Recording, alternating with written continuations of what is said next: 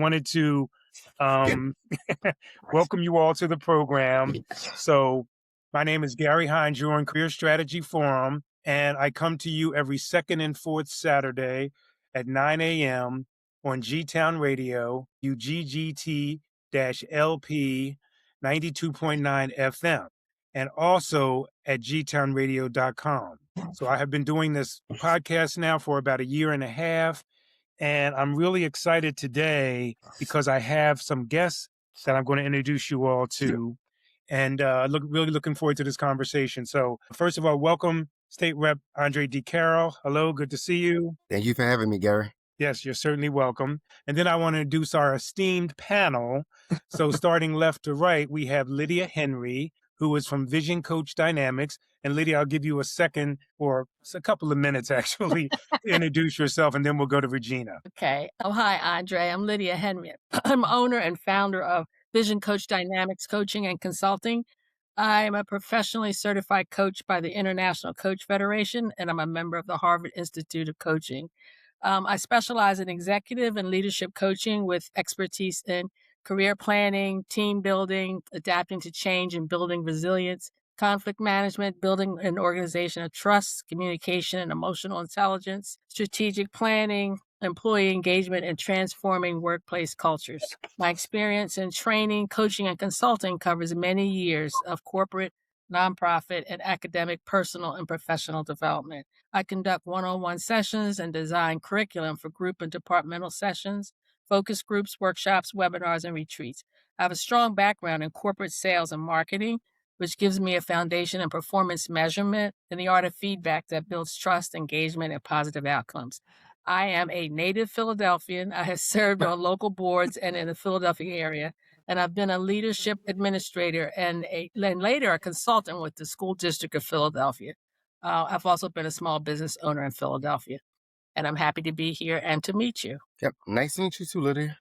Thanks. Thanks, Lydia. And now on to Regina from RM Robinson Solutions, LLC. Yes, I'm Regina Robinson, and my company is RM Robinson Solutions, LLC, and I'm an adult educator. And I came to the world of adult education through my own experiences. I was an adult working, turning student. I was working in network radio, and I was stuck in a entry-level job and I wanted to move up. So I went back to school. I got my bachelor's degree and my master's degree. And then I wanted to transition to using communications technology to help people. And I had a professor who invited me to work at a nonprofit that was involved in training unionized workers. These are partnerships between the union and the employer. And while I was working on distance learning technology, I was an understudy for a teacher who couldn't make a class, and I went into the class and I loved it. So I've been an educator. I love being in the classroom, and I love the transformative power of educating adults. So that's how I got into adult education and workplace education. Thank you. Thank you. Okay, Andre, the floor is yours. We want to hear primarily how you've been doing this year since you've been in office. What are your constituents saying and all that good stuff? So go ahead. Sure. And I'll try to connect the dots. So I'll start off by saying I'm State Representative Andre D. Carroll. I am born and raised in Germantown. I've been here all my life. I've went to school here, Roosevelt Middle School, Germantown High School. And I was raised by my single parent grandmother. And I now have the opportunity to own the house that she raised me in. So I'm Germantown's own, born and bred. And it's my honor to represent the 66,000 neighbors that I represent in the State House in Harrisburg, PA. The thing that I'll start by saying, the reason I ran for office is because my father spent the first 20 years of my life in prison. And going through the experience, because when one of your loved ones is incarcerated, it's not just about the loved one that's incarcerated. The family does time with the loved one. And, being connected to my father for 20 years, only by phone because he was located so far from me, never having the opportunity to meet him in person until a month before my 21st birthday, that is something that really, motivated me to get involved. For the last 8 years, I've been spending a lot of time on State Road. I go bi-weekly to spend time with juveniles who are incarcerated in an adult facility on state road, and they are being charged as adults. And that's where I choose to spend and volunteer my time. I've never been paid for that work, but for the last 8 weeks, I've spent at least 26. I've done at least 26 visits a year to State Road to spend times with juveniles.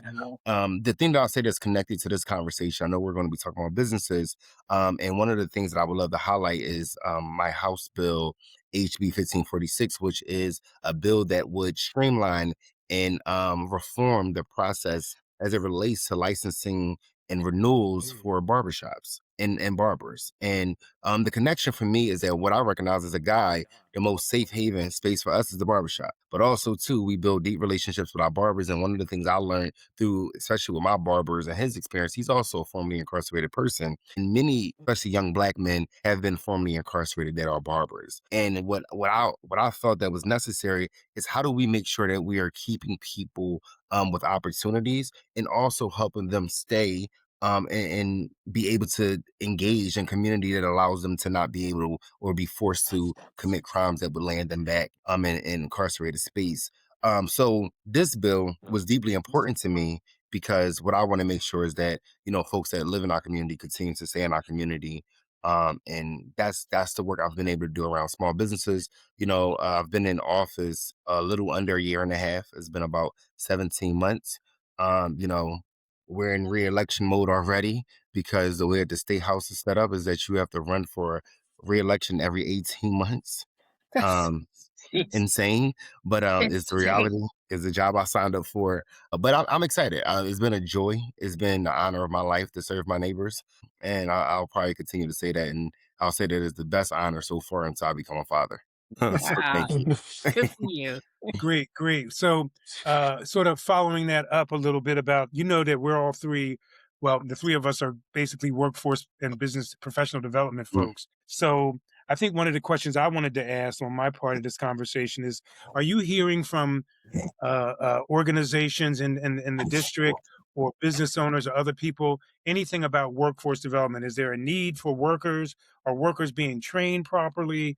What are you seeing and hearing out there with the CDCs and other community groups? The thing that I know for a fact is that when I was about 24, 25, I went through a workforce development program of my own. It was a program called Year Up. And what Year Up simply did, and I say Year Up and not Europe, because a lot of times when I say Year Up, people think I'm saying Europe, and I'm literally talking calendar year and up. Now it's now been renamed since I've graduated. The program has been retitled a Year Up United. But Year Up, the program, their mission was to connect adults between the ages of 18 and 24 and connect them to corporate companies. One of the things that we recognize is that there is a shortage in the workforce, and that's across all industries, right? And even ourselves, when you engage, especially like service-based industries, we recognize that there's a gap between professional development and a lot of the times the service that you receive. Myself, the very first professional job I ever had, literally after my grandmother passed away when I was 18 years old, I went to go be a server. So the first 7 years of my life, I was a server, and it really taught me a lot about how to anticipate people's needs, how to engage with folks, and everyone just doesn't have that experience. And I was fortunate to be able to learn those soft skills on the job, right? And a lot of folks are learning soft skills on the job because there is a lack of training. That's the reason why U3 exists, because we need to be able to better prepare people for the workforce. I mean, I won't say that's something that I'm hearing, but that's something I know for a fact because I see it firsthand. And to myself, I went through a program that gave us the data and the talking points that talked about exactly the gap and the need. Because one of the things that we know is that there are so many jobs that go unfilled annually in the workplace because we just don't have the people to meet the demand. And it's not the fact that people don't exist. It's the fact that people, because of lack of training or opportunity, have been disconnected from the workforce. And what we as people, we get creative and we start to create our own jobs. Entrepreneurs, they create their own jobs, right? So now they're no longer now seeking jobs that are created by a corporation or another organization or business. Yes, great.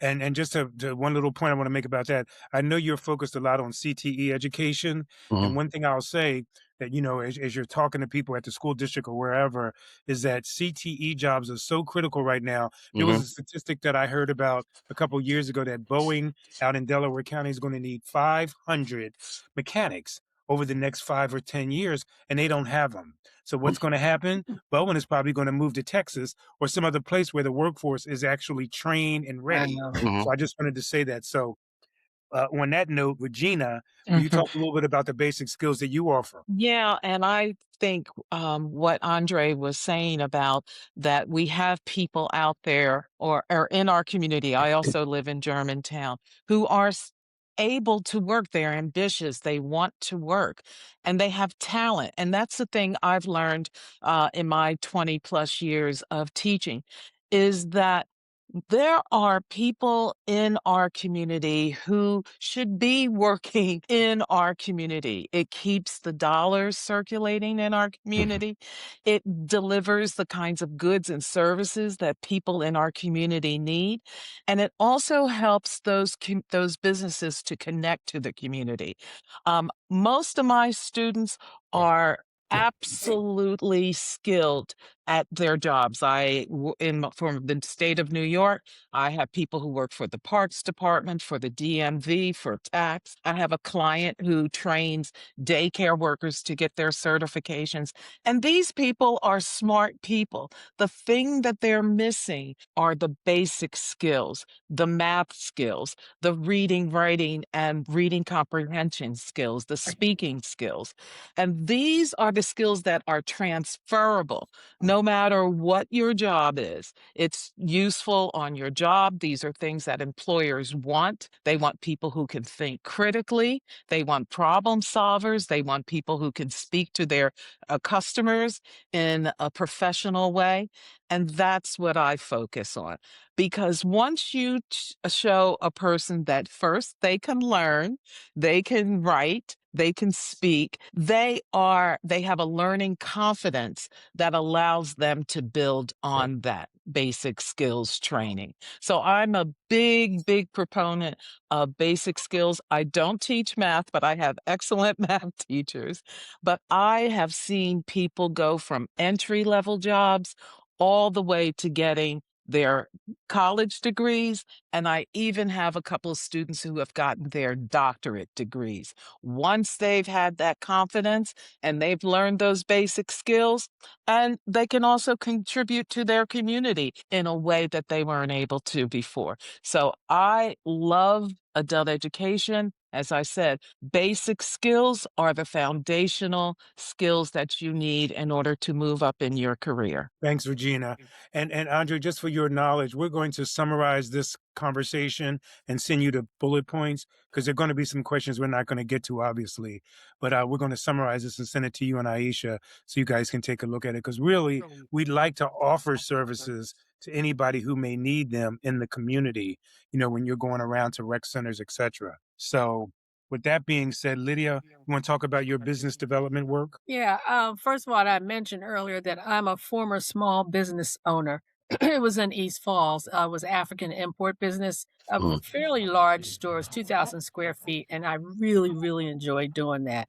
Um, I understand the needs and the challenges and the benefits that having African American businesses in the community, what that brings to our community. Um, Diversity is very important, and I know the demographics of your district, which is 45% African Americans, 30% Latino, Hispanic, and then 20% white, and 5% is Asian and other ethnic groups.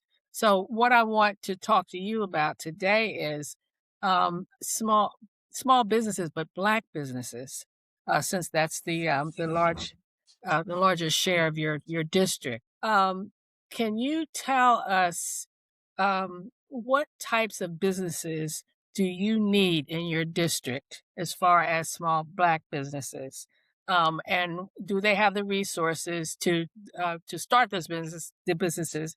And for the ones that exist, do they have the resources to maintain their businesses? Oh, thank you. Thank you for that question, Lydia. The thing that I'll say is that, my personal interest in Germantown, I would love to see Germantown Avenue redeveloped and the economics exist the way that it did as a kid. And when I was a kid, right? I remember on Saturday was an exciting day because if, I had a good week in school and my grandmother had a few extra dollars, she would say, look, we're going to Germantown Avenue. That's where my grandmother went to go get her nails done. That is where I would go get a new pair of sneakers. It was where we could grab a bite to eat. And it was just an opportunity for us to keep dollars right here in Germantown. That doesn't exist in a way, right? Like right now, Germantown Avenue and Shelton Ave is filled with, cell phone repair stores, daycares, which is essential. We need, Right. childcare providers, but they're also struggling, right? Because childcare is so expensive. You know, myself, I would love to see a restaurant come to Germantown. We don't have a place right now in the district where we can sit down, actually convene, and actually have a meal. True. Right. I know I've heard some talk over at Shops at LaSalle about bringing a restaurant to the district, which is surprising to me because I'm like, we have LaSalle University that's located right here within the district, and there's not even a Wawa. There's not even like a Starbucks. Like common places that you end up finding on college campuses don't exist in this particular district. The other thing that I'll say is that, I think a lot of businesses are lacking resources. The number one thing I hear from nonprofit small businesses is where do we get funding from, right? And they're looking for funding because economically, a district like mine, where we're talking about, I have the third highest unemployment rate in the state. The folks that live here do not have the funds to be able to fund the small businesses that exist here. So what happens when a business that can't get the revenue from the community? They move to another community. I heard someone mention that earlier, right? I think it was you, Gary, when you said that if Bowen doesn't get the 500 mechanics that they need, they guess will relocate. And then a community continues to get starved out because not only are we now losing the businesses, we're losing the jobs. So one of the things that I've done during Black History Month, which really, really was important to me, I did two things. I said, look, I wanted to do something that I thought was community based and intentional in the 28 days that exist in Black History Month.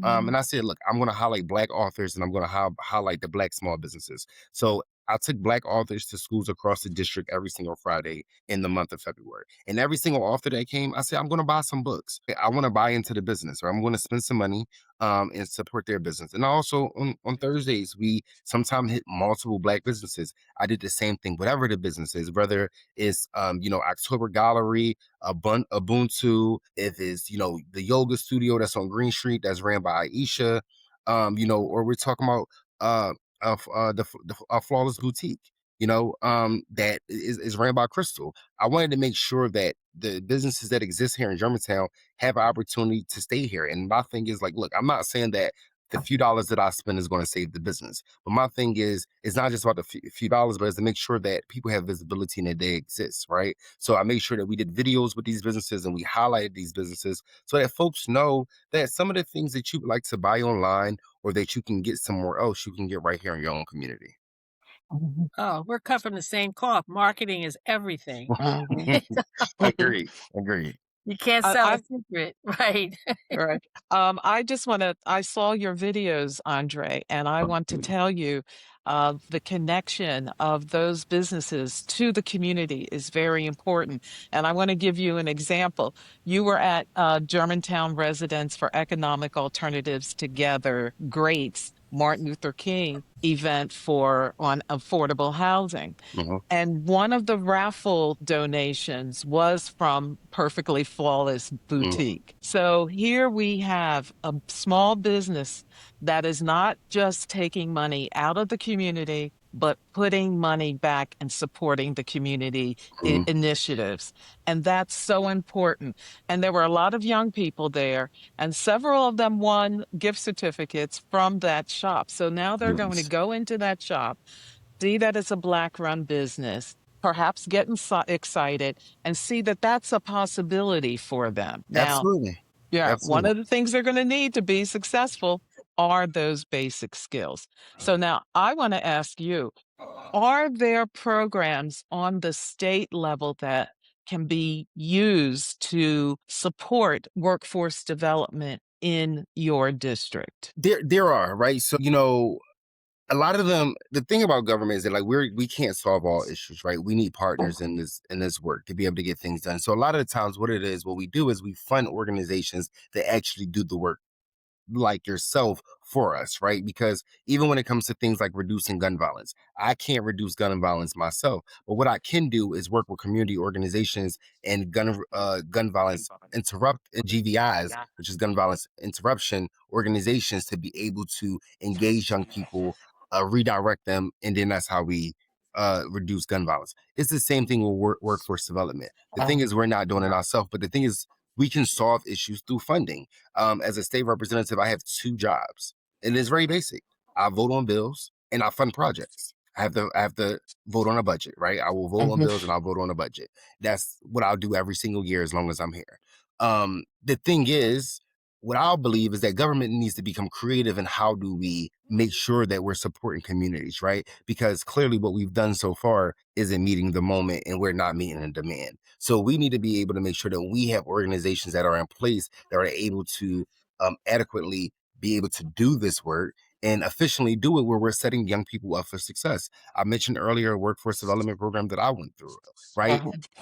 I'm telling you, like when I went through the program, when I first got there, they had 2 tracks. They did IT and they did business. At the end of the day, it was a transferable skills that no matter what industry I went into, allowed me the opportunity to be successful. You know, they taught me in the very beginning of the program, how do you do an elevator pitch? How do I make sure that when I'm meeting a CEO or I'm meeting a manager or supervisor and I desire to work in that space, how do I grab their attention, right? How do I formulate an email, right? How do I make quick connections, and how do I maintain relationships? These are transferable skills that no matter what industry you're in, these things will matter.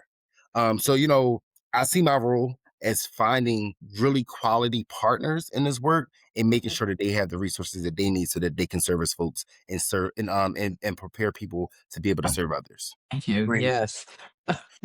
Well, this is all great. And what I wanted to tell you too, Andre, is that um, Regina and Lydia and I would like to sit down and sort of create like a concept paper around some of the services we might be able to provide in this community around workforce, business development, professionalism, et cetera, and send that to you and to get your thoughts on it because, we really want to give back, right, guys? Yes. I mean, Absolutely. definitely want to do that. So we all kind of do the similar things, but, Lydia's more specialized in, one area of business development. Regina's more like education training, and I'm kind of like, all over the place. So, You're good at but what you do, though, Gary. I You're think in really a good way though, Gary. You're all over the place because you know a lot of people, you have a lot of connections, and you He's got a a lot of connector. He's a connectivity connector. to the Yeah. yeah. community. So Yeah. I think it's a But good all over the yeah, place. we'd like to see where we could help out. So I think that the 3 of us are going to create something to send you because obviously we didn't get to all of the subjects today. But one of the things I want to hit on your head, we do have 7 minutes left. That's good. But anyway, we were talking about something like a visitor center in Germantown. Like I'm going to go to this meeting Regina just talked about at the town hall on Thursday because I'd like to see what the idea is for that. I did hear some stories at your event on Saturday about what's going to happen. I think it was probably Suzanne or Lisa Joe or somebody was telling me what the concept, or it was probably Jill Saul. But anyway, we were looking at that and also like a repository of services. Now, I don't know if the CDC does that. So if somebody wants to relocate to Germantown, not only for housing, but to open a business, like Mhm. where do they go? Who do they talk to? I know they would come to your office, but are there other resources or is there a central place people Mhm. could access that kind of information? So Yep, that's one Germantown of the things we talked CDC about. is actually one of the partners that we do work with to be able to try to get people connected to like resources for their businesses, but also too the Black Chamber of Commerce, right, is like a really great utilized resource that actually really can help, especially Black businesses, help get them prepared and ready to be able to serve. Chill Moody. Chill Moody is a artist from Philadelphia. He's also a business owner and also now author. He's one of the folks that I took. I took Chill Moody on Friday um to Roosevelt Middle School. I hope I'm not dating this audio by saying Friday, right? Because I don't know when you're gonna play it back. But what I will say is that I took him to Roosevelt Middle School on Friday, and he had the opportunity to read his book to 3 different classes, right? Very And nice. all the books that I purchased, he gave the books out to Very and nice. signed copies to every single kid that we encountered that day. But the thing is, he's also a member of the Philadelphia Black African American Chamber. Chambers of Commerce. Thank you. Thank you, Gary. Right. And that's essential, right? Because so many people have Black businesses and they're not connected to the organization, which has resources to be able to prepare businesses, right? So one of the things that I know that a lot of folks are not aware of is like the merchant grant. The merchant grant is a very popular tool that I tell folks, if you have a brick and mortar, right, and you need capital improvements to a storefront or maybe within inside the store as well, right? There's $10,000 grants that the merchant grant will give out to do capital improvements to a store, right? And it's programs like that. Like I said, it's not coming from the government, but what it is we fund the merchants grant. They do get a portion of their funding from us. So there's those kind of things, just making sure that we do have a centralized location so that folks can have like a one-stop shop. I do love what Braid Mill is doing, because Braid Mill is essentially just doing business related um you know uh information providing, but they're setting up nonprofits within this space where there's an opportunity to have connectivity, and these organizations work in a collaborative way to be able to service the community. I do wish and hope that we foresee one day where there is an opportunity that we have these for businesses, because Germantown CDC can't do it all, right? We do need a hub, and we need more folks on board to be able to make sure that these small businesses have opportunity to thrive and survive. Regina and Lydia, you guys want to add anything that I might have forgotten our bulleted list? Regina, you can go first. I think we covered everything. I would like to ask Andre, I know you talked about a sit-down restaurant. What other businesses and services do you think the district needs? I agree that Germantown Avenue and Shelton Avenue need a bigger variety of businesses. Specifically, what businesses or types of companies would you like to see in Germantown? I mean, that's a really good question. I'll be honest with you to say, like, anything I tell you will probably be my own personal interest, right? The That's thing is, okay. yeah, right. That's It's my fine. own personal interest. I have a few myself. So, I mean, one of the things that I just want to say, I want to see healthier food options, right? I love to Mm, eat, and I want to make sure that, especially Black communities have an opportunity to live longer, right? I look, Sam, Yes. people love the McDonald's, they love the Burger Kings, Taco Bells, KFCs, Popeyes, they're fine. But my thing is, we are oversaturated in Black communities with these options, Yes. right? Everything is always a quick stop for us. When you go down Fairmount, you go down Spring Garden, you go into these other gentrified areas, that's not what exists, right? And I want to make sure that, before things, I don't believe that things have to be gentrified in order for us to improve them. I think that exactly. we need to make sure that we're inviting the right partners and organizations and businesses into our communities. So for me, it starts with health. If you don't have your health, you don't have anything. Especially when you're talking about Black men. Black men, we're dying at an alarming rate from Mhm. health related issues. Yes. It's not just gun violence. We're dying from health related issues. So for me, as a young Black man, I want to see healthier food options. I want to see smoothie, like every time I buy a smoothie often, it's always at a fruit stand. Yeah. I don't buy smoothies from a storefront, because there isn't an option here in Germantown for me to go ahead and buy. It has to be from a stand or a truck. I Yeah. want that to Yeah. be a storefront, right? So things like Mhm. that for me is my own personal interest. Yeah. Right. I I agree. I I just have absolutely agree. a quick thought. What if we had a restaurant that was a training program for young people in your district to learn all the different skills and business skills, soft skills, how to cook, how to present. So it would cross over in a lot of the different areas that need to be addressed in your district. And maybe they, being trained how to do that business, could go off and do their own businesses and bring that need back to the community.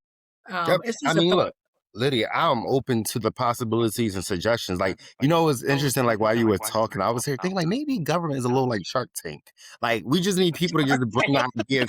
So, like, I like that. that's like we fund those ideas. Like that's literally what it is. Like the thing is, Mhm. government doesn't have all the answers. And I will never Right. sit in front of anyone and say, like, look, I'm gonna solve all the problems that you have. That's just I don't even know all the answers. I tell people all the time, I know a little bit about a lot of things. My job is to know a little bit about a lot of things. Now, sometimes I will get into the weeds of certain topics and issues, that I'm just familiar with. And then sometimes I gotta depend on staff to say, like, look, I need you to brief me a Mhm. little bit better on this particular issue or concern. So, but like listening to you, Lydia, that's literally what our job is, to listen to the community, Mhm. to identify the need, and then identify the solution. And then we need to fund the solution to make sure that it's an option and a tool that the community can use. Let's do it. Let's think about it. Yeah. Let's figure it Yeah. out. Yep, yep. So what I'm going to do too, once this is over, you guys will stay on the call if you can after Andre leaves. Mhm. But I'll send you a copy once I edit this down. I'll add a little music in the front and back, and I'll just edit out some of the other parts that when we were having our technical We issues. had issues. Yeah, All and I'll good, all send that good. to this is going to be broadcast on G-Town Radio on March 28th. Okay. So there's plenty of time for us to market it. If you could put it on your socials, would be great, or your website would be Will do. good. Just a fly, even if it's just a flyer. But once the completed project is done, folks will be able to hear it on YouTube. I'll have it there. I'll have it on Mixcloud and Spotify as well. So we want this to have a little legs, but I think we probably need to do this again. So before you guys got on the call, Andre and I were talking. I was telling him we would like this to be maybe a every other month kind of conversation. If you had the time, maybe it's shorter, but we could focus on a specific topic, Mhm. because we're kind of talking about a lot of different things here. But if you're open to that, we'd certainly like to do that. Okay. Well, yeah, exactly. I'm excited to always have the conversation. I want to be able to be helpful. This allows me the opportunity that when things come up, I'll think of you guys and be able to send you like resources, or if it's anything that I'm thinking, I can lean on you guys to be able to be helpful. Lydia, going back to what you was just talking about, like Mhm. literally a lot of the bills that I've introduced has come from conversations. I tell people all the time, like I tend to text. I'm a little rude with that, and it's not intentional. But I'm like a sometimes, texter. I'm a yeah, texter. I'm Yeah. taking notes. Or sometimes I am just multitasking. But like when sometimes I'll be talking to somebody and I'll pull out my work phone and I will pull up an email and draft the email while you're talking to me and send Wow. it over to the lawyers in Harrisburg to say, like, Oh look, my this is an goodness. issue that I hear. How do we solve this? You're amazing. Yes. Thank you. I mean, Yeah. literally, that's how some of the bills. Like, I have a bill, because some of the things I just don't know exist until someone comes to me and say, like, "Hey, I'm having this problem." I had a guy who was he's a former lifer, so he's I think he was a juvenile. He was a juvenile lifer. Well, juvenile lifers, you couldn't be you could basically couldn't be sentenced to life as a juvenile. So they had to re-sentence them once the decision That's came down from the insane. Supreme Court, right? Underneath Yeah. the Obama administration. Well, what happened was now he's going to be on parole for the rest of his life.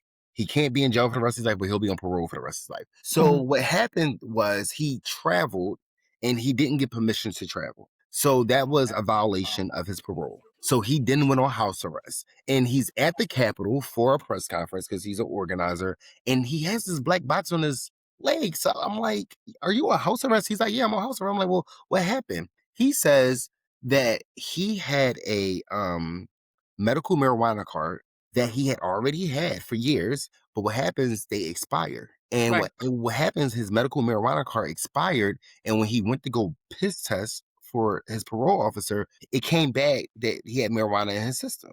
Because the medical marijuana card was expired, it was a technical violation. And because it was violated, now he was back on house arrest. And I'm like, that is insane when it's well documented that this man smokes marijuana for a medical issue. And because it's not legalized recreational and the medical marijuana card was expired, now he's in technical violation.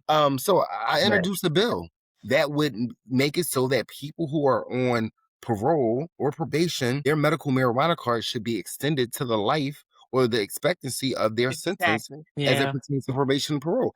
Exactly. It's not rocket science. I literally listened to the issue and I need to find I need How to do I find a fix it? solution. Yeah, let's Because my fix thing it. is to continue to recirculate people through the criminal justice system off of technical violation is a waste of taxpayer dollars and it's a waste of people's lives. Yes. So, I will pull a phone out in the middle of a conversation and I will start typing. I love it. Yeah. I Great, love that's it. great. Yeah. Yeah. Well, I just want to say saving lives, that's what this workplace development is Mhm. also about. It's about Yes. giving people the wherewithal to take care of themselves, their families. And also, one thing I want to say is that in teaching adults, what I see happens is that love and confidence of learning gets Hmm. filtered down to the family. Yep. So we're changing the trajectory of a Mhm. lot of people just by Yep. educating some adults. It's Yep. Yep. interesting too. I changed my hat when I was first got on with Gary, but this hat right here says "Study and Never Stops." This is by Mhm. it. I can see it a little bit. You see it right there? Oh, I see Yes. it now. Yeah. Yeah. Yeah. Yeah, yeah. There's actually a young kid. He's about like 16 years old. And I actually met him on Germantown Avenue at the Germantown Arts District. He was tabling and he just got a small business. Like he started as a kid. He got his brand is Steady and Never Stops. He has t-shirts, hats. And I mean, we just gotta support each other. We gotta Yeah. support each other. Yeah. And I That thought it would was be great for adult ed. I love that Mhm. yeah, because we want to create lifelong learners. So that yes. fits right into the Mhm. concept of lifelong learning. Yeah, I would like to find him and get some of those hats. If you Mhm. type in Study and Never Stops on Okay. Instagram, let me Mhm. look it up right now. I'll tell you his I'll exact. do it. Yeah. One second. And yeah, so it's things like this kind of organic conversation that we certainly want to keep going. And Andre, if you can think of anything, you kind of know our backgrounds now. If down the Mhm. road you're traveling or somebody says, you know what, I need 6 people to work in my business this summer or whatever, Hmm. we could either connect you with people or either try to help out in some kind of way. I think that's what we'd be happy to do that. Yep. Study and Never Stops is the Instagram. It's just literally Study and Never Stops. And I heard you, Gary, and I think I don't know. I have to think it through. But I will keep that in mind, and I'll Mhm. continue to engage the moment whenever it arrives. So while we're on the air and recording now, do you want to say something about your campaign and how people can help out in your campaign? Yeah, how do we help? Okay. Well, I mean, there's multiple ways to be able to support the work that we're doing here. I mean, the number one thing is I'm asking my community and neighbors to be able to keep me here and send me back to Harrisburg for a Mhm. second term. So most importantly, May 19th. May 19th, I need your support. Election day is on May 19th. We don't have early voting, but we do have vote by mail, which supposed to start always 30 days before the election. So people can vote early by mail or they can go in person on May 19th. Before we get there though, we got to make sure that our message is reaching the neighbors. So I'm asking people to volunteer. You can volunteer by knocking doors or you can phone bank from the comfort of your own home. And I mean, look, like I mentioned, I recognize that I'm representing a district with the third highest unemployment rate. So I oftentimes lean on people who do not live in my community to give. Anybody can be a donor that lives in the United States. And I've mentioned that the campaign launch, that Gary was at that. Our average contribution is $33, right? I talk to a lot of working class people, and anyone can be a donor. When I was in college, I remember that was the first time I ever donated to a campaign. And that was when Bernie and Hillary was running for the Democratic primary. First time I ever donated. I used to donate $3, $5, and then Mhm. probably nothing more than that because I was a broke college kid. What I say, I anybody think can. Obama won from grassroots Exactly. people. Exactly. That's exactly how Obama won. So those are the ways you can connect with me. On Andre D. Carroll on all social media. We're talking about, Facebook, Instagram. Those are the two that I mainly use. And also, you can visit my website. My website is www.andredcarroll.com. Our platform is there and links that connect to donation opportunities and so forth. So thank you. Okay. Appreciate you. Oh, Thank Thank you. we you. certainly want to thank you, Representative Yeah, Yes. Andre D. let's do Carroll, this again. doing great things on the 201st Legislative District. So proud of you. Thank you. You guys don't know, but I met Andre when he was Yes. just beginning to run for this office, and Yep. we've still been hanging tough. So that's a good thing. Yep. Mhm. And I appreciate you, Gary. Thank you so Yeah, much. yeah, Thank you, Regina. appreciate Thank you. you, Lydia. Really Yeah. appreciate Thank you. the conversation, opportunity, and I look forward to continue the conversation and seeing y'all in person. Yeah, let's do Okay, it great. again. Okay. All right, go get Good some luck, dinner. and you'll be getting some summaries as I mentioned soon. So we'll All talk right. to you later. Take All right. care. Be Thank you. safe Thank out you. there. Talk to you. Be safe. Thanks again to Representative Carroll for spending time today to discuss his constituents and the state of his district. Regina, Lydia, and I would like to keep this conversation going and get businesses involved. Our goal is to start to look at businesses in the Northwest and where their workforce and labor needs might be. Our work in various government and nonprofit centers have shown us that many workers, both young and old, are lacking basic skills. Regina specializes in teaching basic skills such as communications, working on a team, verbal and written correspondence, and professional presentation. We need to hear what businesses and business owners and community organizations are saying they need in terms of hiring and training. Lydia works on consulting with businesses on their current state of operations. Do they have a strategic plan? How is their marketing? And have they done competitive analysis? These are some of the things that Lydia addresses in her work. These are the kinds of conversations that will help educators, career guidance counselors, and training organizations to review their existing programs. What we would like to do to begin with is a survey and a focus group to business owners on their specific needs. We are taking requests for a series of focus groups that we can begin sometime, hopefully this year in the late spring or early summer. We are creating an initial interest form that you can get by contacting us. For now, that would be contacting me, Gary at GaryHeinzConsulting.com. Now, after getting that out of the way, and it's all related to the conversation we had with Andre earlier, but again, all related to workforce development. And I want to, and a little bit later, I'm going to give you a couple of real world scenarios about some folks that are in the job market right now and some of their experiences. But first, I want to talk to you about something else that's near and dear to my heart, which is my role on G-Town Radio. I'm a board member on this station, and G-Town Radio has been around for about 20 years, starting in 2007 by the late founder Jim Baer. G-Town Radio is part of Germantown Broadcasting, and we share our signal with two other low-power FM stations in Philadelphia. G-Town Radio offers all types of music programming, including jazz, reggae, new wave, hip-hop, and some very obscure underground sounds that you certainly won't hear on commercial radio. We also offer a variety of talk shows, such as shows on plants and nature, on pets, on contemporary issues, and even on the beauty of drinking tea. So, and we have many others beyond those shows too. You can check all of this out at gtownradio.com. Go to our website and you can see a list of the schedules and a description of what the shows are about and other information too there. So we are, okay, if you want more information too, you can also, go to info@gtownradio.com. Okay. At the FM dial, as I said, is WGGTLP 92.9 FM in the northwest section of Philadelphia. But we are online 24/7 and on the FM broadcast from Wednesdays until Sundays. So you got a variety of different ways to check us out. Many of the shows that come onto the station also promote their programs and showcase their shows on other platforms like Mixcloud, SoundCloud, and Spotify. We also host a variety of community events, such as debates for political candidates running for office.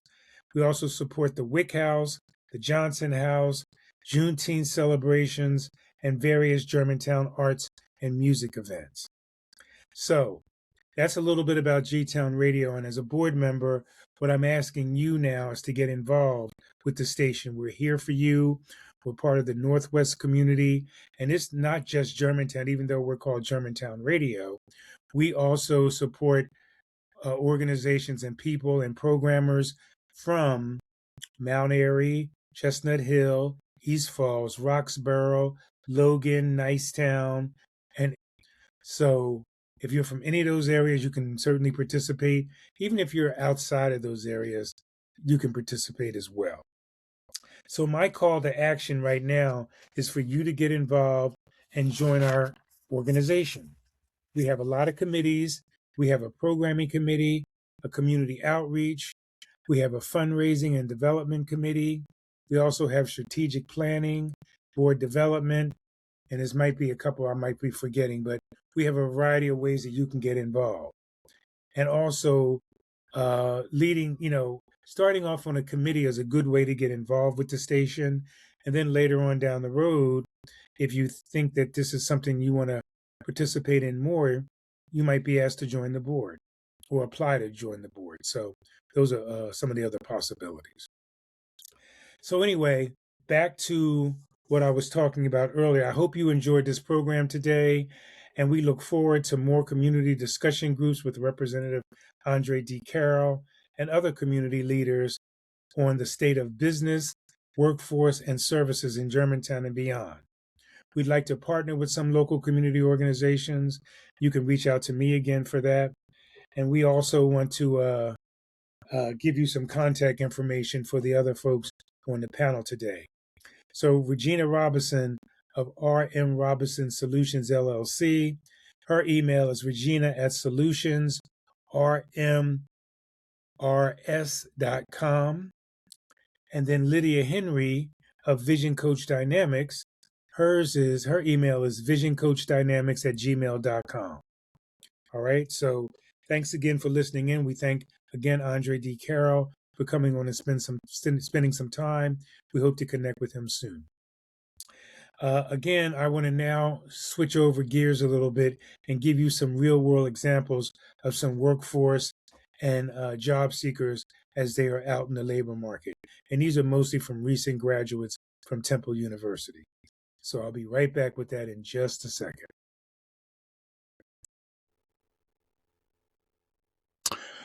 Hi again, Gary Hines here. I wanted to briefly share some information that is out there for job seekers and others in the Philadelphia area. And here's an example. A recent graduate from Temple University started applying for jobs in April, 1 month before she walked across the stage and received her bachelor's degree in business administration. Yet, with the hundreds of job applications submitted over 3 months, this person said she only heard from a handful of companies. Quote, since I graduated in May, I felt like since you were coming out of college, you should have job opportunities rushing towards you, and it hasn't been like that, she said. The entry-level jobs that she found through Handshake, Indeed, and ZipRecruiter consisted of things like door-to-door sales, working outside, or cold calling potential customers. Those are the kinds of opportunities where they are just trying to bring in anyone. They need bodies in the seats for those type of positions. Well, another graduate started applying for jobs in February, 6 months before her commencement last year. With an estimated 250 applications, the Temple Finance graduate only heard back from 50 jobs and had received offers from only 2. She now works and commutes to Baltimore a few days out of the week as a tax associate. So again, this is the struggle that we're in right now. Though the job hunting process, it did not go as smoothly as she hoped, she's fortunate to have secured a job out of college. It's like an online dating profile, she said. You want them to swipe right. The effects of youth unemployment are causing economic hardship as Gen Zers, people born between 1997 and 2012, face a reality of low-paying jobs, a difficult labor market to break into, and the increasing cost of living, especially in America's 6th largest city. The hurdles that these graduates and others have experienced in landing work sound all too familiar to job experts who are worried about the current state of employment for young applicants. And this is a discussion that we just had with State Rep Andre Carroll. And we talked about this, about unemployment, youth unemployment, particularly in the Germantown area of Philadelphia. So age bias, the dismantling of DEI initiatives, and the rise of artificial intelligence are also factors, they said, which may widen the employment gap between racial groups.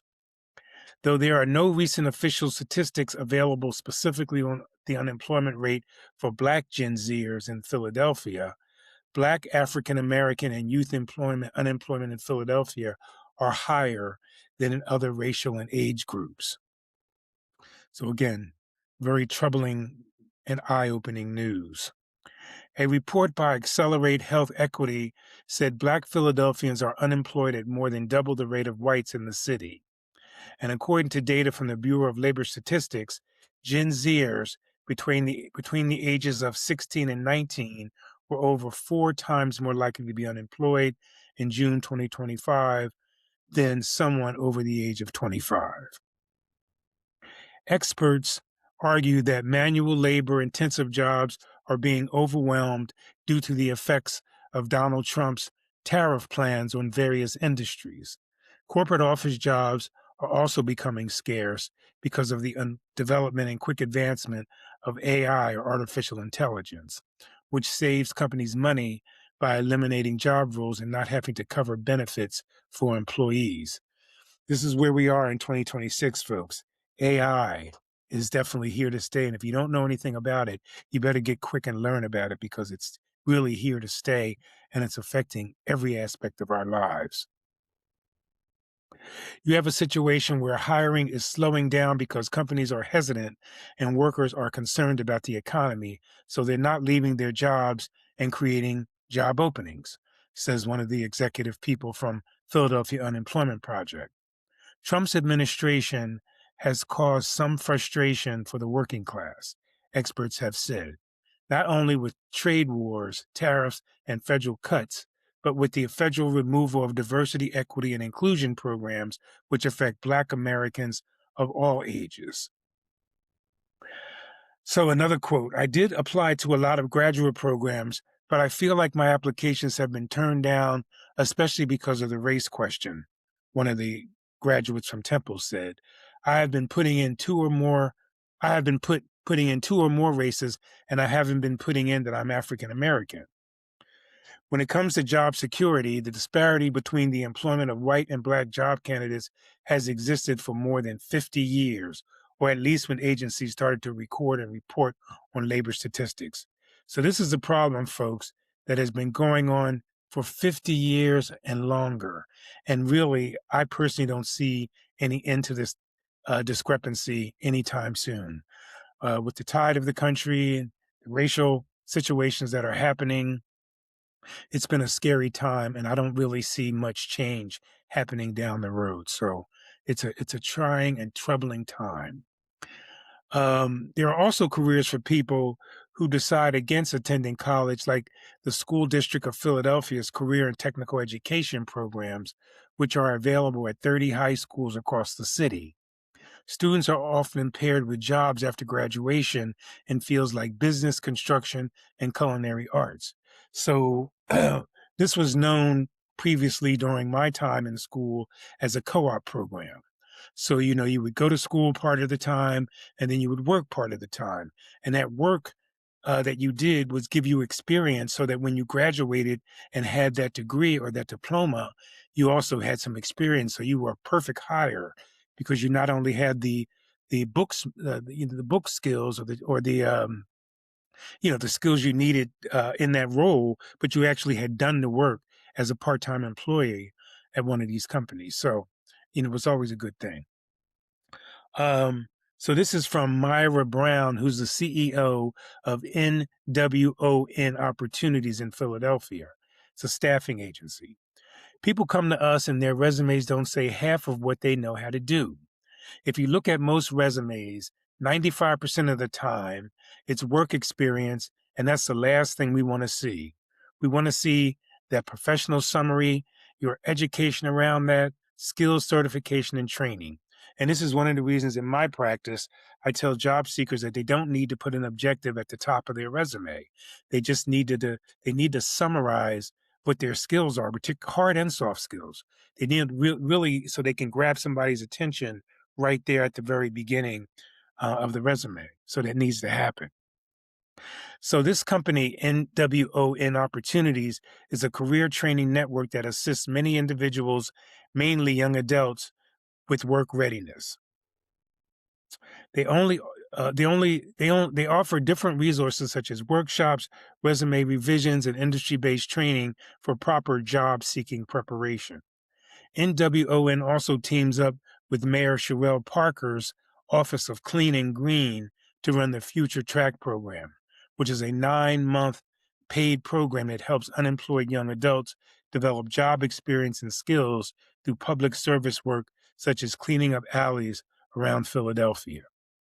So I wanted to add this piece into our conversation today with State Rep Andre D. Carroll about the state of education, training, workforce, and opportunities in the Philadelphia area, because I think it's so critical that we're aware of this and we tack this on as part of this conversation, which we hope will continue down the road.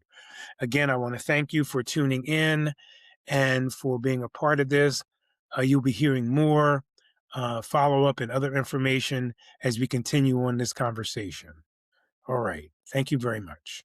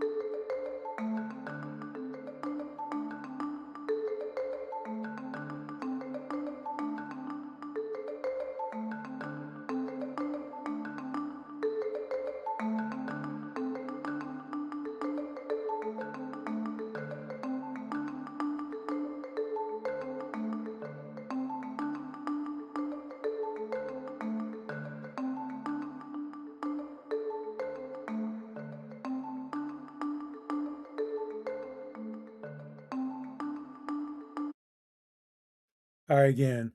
My show on G-Town Radio is called Career Strategy Forum, and I broadcast on the second and fourth Saturdays of each month from 9 a.m.